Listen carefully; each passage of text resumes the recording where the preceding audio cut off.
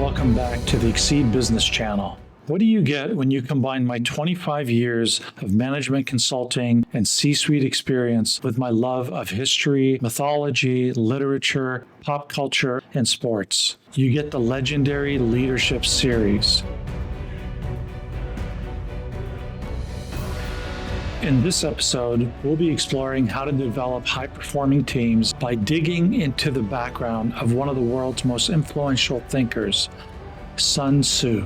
You might know Sun Tzu from his book, The Art of War, but this episode isn't about military tactics or ancient battlefields. It's about how Sun Tzu built elite teams. Teams that were clear, committed, and capable, and won battles before they even started. What's interesting about his approach is that it aligns perfectly with what modern psychologists tell us about high-performing teams. So let's jump into it. First, a little background.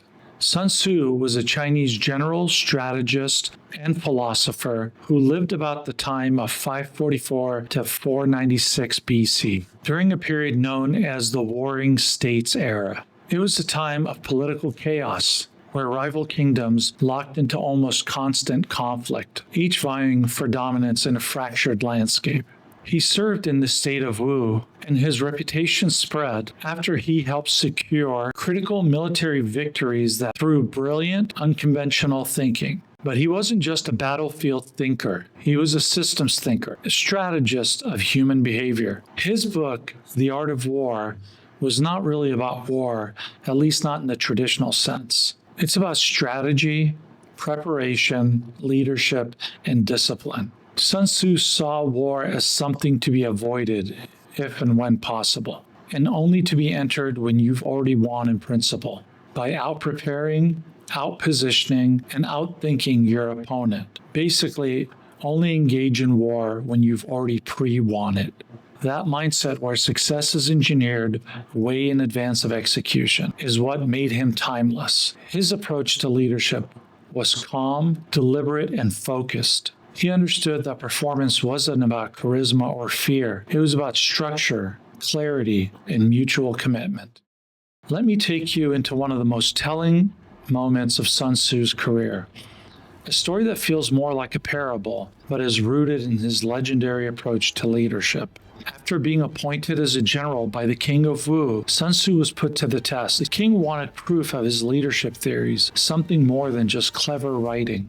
So he gave Sun Tzu a seemingly absurd challenge: train the royal concubines to become an orderly military unit. Now imagine this for a second. Over 100 palace women dressed in silks and jewelry, lounging in the courtyard, completely unaccustomed to discipline or structure. They were entertainers and companions, not soldiers. Sun Tzu didn't flinch. He divided them into two companies and appointed two of the king's favorite concubines as company commanders. He issued basic marching instructions: face left, face right, march forward. The women responded with giggles. He calmly repeated the instructions, this time even slower and more deliberate. Again, laughter. They treated it like a game. At this point, Sun Tzu turned to the king and said, "If the instructions are not clear, the fault lies with the general. But if the instructions are clear and still not followed, the responsibility lies with the officers." Then he ordered the two lead concubines to be removed from their positions. The king panicked. He tried to intervene. "These are my favorite concubines. This isn't necessary, Sun Tzu." But Sun Tzu replied, "Once the general is appointed, it is his duty to ensure discipline, even if it displeases the king." So the two lead concubines were removed. Afterwards, there was only silence, order, and focus. When he gave the commands again, the remaining women followed them with flawless discipline. What happened here was more than obedience. It was a shift. A frivolous group had become a functioning unit, not out of fear, but because they had clarity. They understood the expectations. They saw the accountability applied to everyone, regardless of their status. Sun Tzu wasn't making a point out of cruelty. He was demonstrating leadership is not effective without consequences. His message was simple yet powerful. High-performing teams need clarity, structure, and consistent accountability, regardless of status or favoritism. If expectations are clear and performance falls short, leaders must act fairly and decisively. Otherwise, authority breaks down and the team devolves into confusion and chaos. Sun Tzu understood that leadership is not about power. It's about trust. Trust that the leader will be consistent and that the same rules apply to all.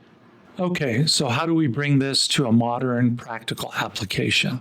Let's walk through 5 practices that brought Sun Tzu's ideas to life, supported in the background quietly by decades of organizational research and leadership science. Number 1, define the mission. Start every project by clearly defining what the desired outcomes should look like. Use objectives and key results, also known as OKRs. Objectives are the big picture goals. Key results are the specific outcomes that measure progress. Sun Tzu taught that a leader should lead by example, not by force. And it starts with the leader giving his people a clear vision. When the mission is vague, confusion spreads. When it's clear, your people will move with purpose. Number 2, cultivate adaptability. Encourage your people to think flexibly and solve problems creatively. Let them help shape the way they do their work. Sun Tzu emphasized that successful strategy means adjusting like water to its terrain. Teams that are rigid will break under pressure. Those trained to adapt to survive will thrive in chaos. Number 3, lead by example. If you want your team to take ownership, then you have to show them what ownership looks like. Sun Tzu consistently led by principle and clarity. His leadership was rooted in trust and consistency. People follow behavior more than instruction. Remember, your team will mirror what you model. Number 4, foster psychological safety. People need to feel safe to contribute, to challenge ideas, and to admit mistakes. That safety is what creates trust, and trust is what drives innovation and collaboration. While Sun Tzu focused on discipline, he also wrote, "Treat your men as you would treat your own beloved sons, and they will follow you into the deepest valleys." Respect creates the foundation where bold actions become possible. Number 5, prioritize continuous improvement. Sun Tzu didn't train his soldiers once. He trained them constantly. Preparation, repetition, and practice weren't just routines. In business, this looks like feedback loops, coaching, and daily habits of growth. Teams that win don't get comfortable or complacent. They get sharper. Sun Tzu knew what modern leaders are still learning. Great teams don't just show up. They're built through clarity, through discipline, through flexibility, and most of all, through trust.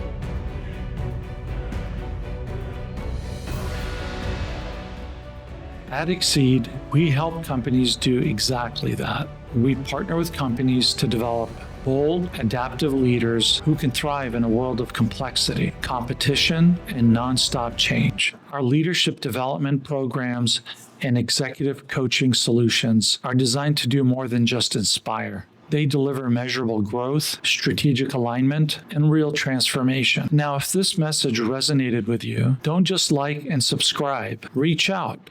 We'd love to learn more about your leadership goals and explore how Exceed can help you build the kind of team that wins before the battle ever begins. Drop us a message, visit our website, for a free strategy session today. And if you know someone who can benefit from this video, please share it with them. Okay, until next time, never stop striving to be the greatest version of yourself.